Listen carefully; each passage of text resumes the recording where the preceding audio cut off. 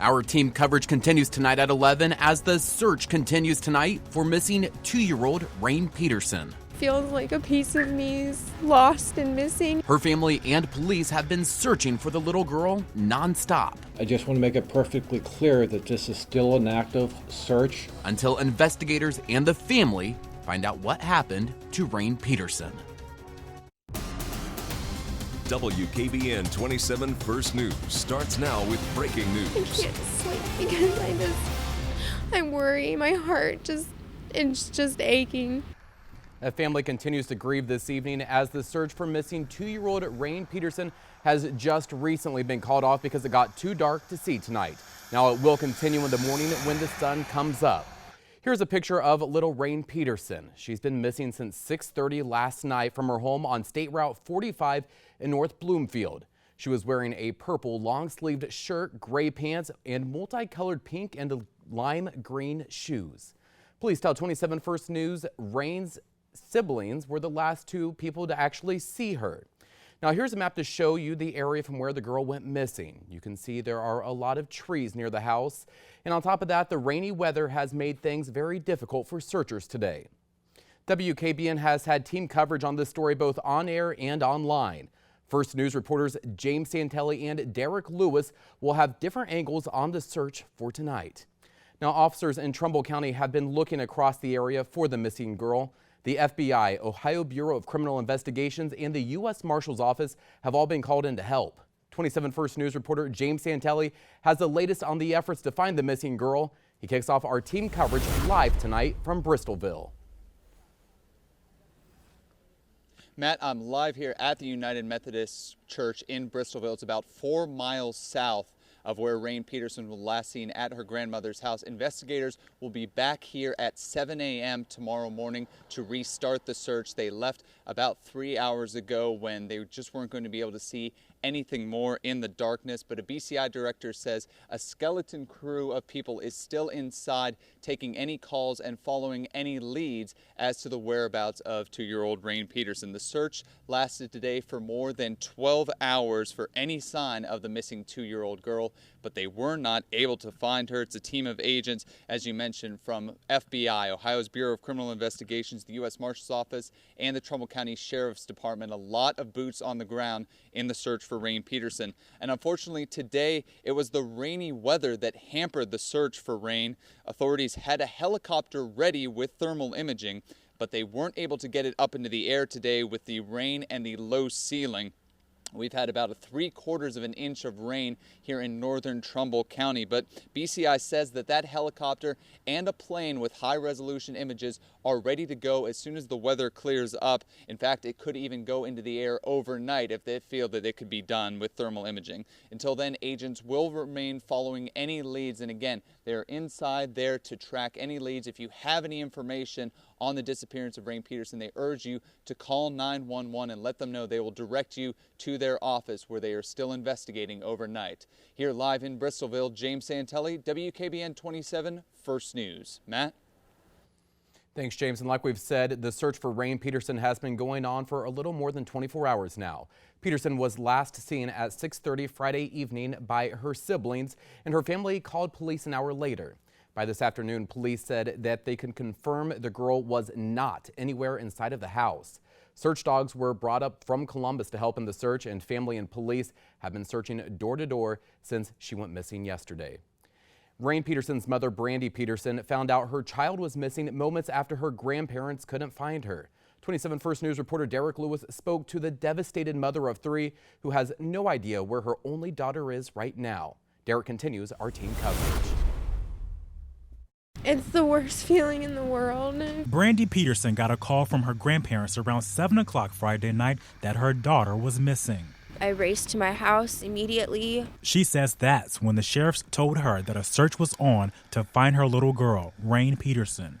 Rain was last seen with her 2 brothers downstairs in the basement. Sissy went upstairs to go to Grandma, and Sissy disappeared.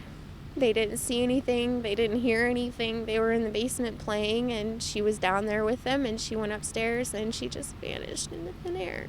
Brandy hasn't been able to sleep since getting the news. It's a really miserable feeling for a parent to have a child out there and you don't know where she is and if she's cold or hungry. Investigators say a door in the house leading to the garage was unlocked and the garage door was popped open. Brandy says she knows her 2-year-old daughter didn't leave on her own. I don't believe that she is strong enough or tall enough when her 2 brothers are older and they have a hard time opening the door themselves. While the 24-year-old mother doesn't know where Rain is, she's hoping her only daughter, who means the world to her, comes back home. Feels like a piece of me is lost and missing and I don't know where it is and I don't know what to do to find her. In Bristolville, Derek Lewis, WKBN 27 First News. Thanks, Derek. And WKBN has learned investigators have also got in touch with sex offenders living in the area to question them about Rain. Now, we wanted to find out how many sex offenders live near the house of the missing girl. And here's a map showing 6 sex offenders living at 5 different locations within a 5-mile radius. The family house is in blue. The sex offenders' houses are in red. Investigators were trying to see if there were any connections involved between those. Now we're going to continue our team coverage on this breaking news story. We'll check back in a little bit later with James for any new developments. You can also go to our website, WKBN.com, for the latest information 24 hours a day. And like James mentioned, one of the other big things investigators and search teams have been dealing with today is the rain that was moving across the valley. Now we're going to check in with meteorologist Alex George to see if things will clear up for the second half of the weekend. Good evening, Alex. Good evening, Matt. The bulk of the rain already moving out of the area. The threat continuing to decrease tonight.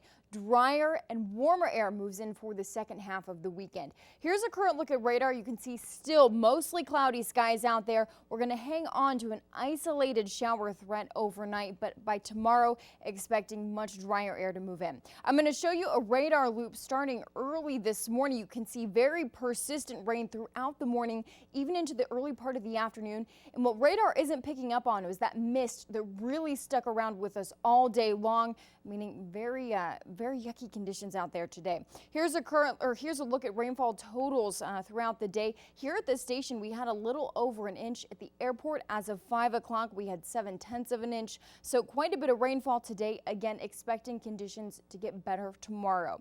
Cloudy and rainy today kept things cool. Right now, temperatures struggling to get into the upper 40s, lower 50s in some spots. The good news is temperatures not falling much tonight, and we start a warming trend tomorrow. That's going to continue through the work week. I'll have an hour-by-hour breakdown of your 7-day forecast coming up in just a bit. Matt? Thanks, Alex. New developments continue to come in this evening about the mass killings at a community college in Oregon. Chris Martinez has the very latest from Roseburg, Oregon. The medical examiner has determined the cause of death of the shooter to be suicide. Authorities now say Chris Harper Mercer died by his own hand, shooting and killing himself after exchanging gunfire with police. The suspect is down. A newly released timeline shows the shooter was down 10 minutes after the first call to 911. To the families of the victims, our hearts are with you. Authorities say the gunman killed 9 people whose ages range from 18 to 67. 16-year-old Cheyenne Fitzgerald was among the 9 people injured. She lost her kidney. She was shot through the back and it clipped her lung. Anna Boylan was sitting next to Cheyenne. Her family says the shooter singled out his victims based on their religion. He was asking people what their religion was, if they were Christian, and when he would stand them up, and if they said they were Christian, he said something along the lines of, "You'll be with God soon." That's what I've been told. The shooter reportedly left a document with one of the students to hand over to police. It could offer more insight. A source describes it as a rant of someone who was mad at the world. He wrote about feeling like a loser without a girlfriend, his hatred for black men, and going out in a blaze of glory. Chris Martinez, CBS News, Roseburg, Oregon. Across Ohio and the country, expect to see all flags flying at half-staff. President Barack Obama and Governor John Kasich ordered this to last until Tuesday because of those shootings. In covering campaign 2015, the amount of tax revenue generated by marijuana sales in Ohio is not expected to be as much as marijuana supporters say. Ohio's Office of Budget and Management estimates that tax revenue would be between $133 and $293 million a year. Responsible Ohio, which is pushing the POT initiative, said it would generate $554 million. Now, that money would be divided between the state and local cities. However, if marijuana is legalized in Ohio, sales could top $1 billion a year. New information tonight about a toxic algae bloom along the Ohio River. It now spreads 650 miles, having a big impact for people living near the river. We first told you about the toxic algae being spotted on the river in Wheeling back in August. Since that time, the algae has spread all the way into Kentucky. Several communities along the river use the water as drinking water supplies. The amount of toxins in the water have decreased in the past few days due to the cooler temperatures. Well, tomorrow is the big day for the Queen of Hearts drawings at Barry Dingles. The jackpot is expected to be around $1.5 million. The drawing has been going on for nearly a year now, with the cash prize growing at a very quick pace over the last few months. Now, we'll be live at Barry Dingles tomorrow starting at 7:10. Then I'll join you from the anchor desk at 7:20. And then we'll send it out to First News reporter James Santelli, who will give us a breakdown on what's going on from Barry Dingles. Again, that's going to be online at WKBN.com. Well, we continue to follow the story about the missing 2-year-old girl. Here's a live look from the command headquarters. As you can see, the night sky is making it difficult for searchers, hence why the search has been called off for the night. 27 First News reporter James Santelli will give us a live update on the story in just a few minutes. Plus, Hurricane Joaquin is causing major problems for our neighbors to the south. We'll tell you how people are answering to the record rain. But first, here's a live look over downtown Youngstown after a soggy start to the weekend. How long will it last heading into the second half of your weekend and the start of your work week? Meteorologist Alex George is in the Storm Team 27 Weather Center to give you those answers. Stick with us. You're watching 27 First News at 11.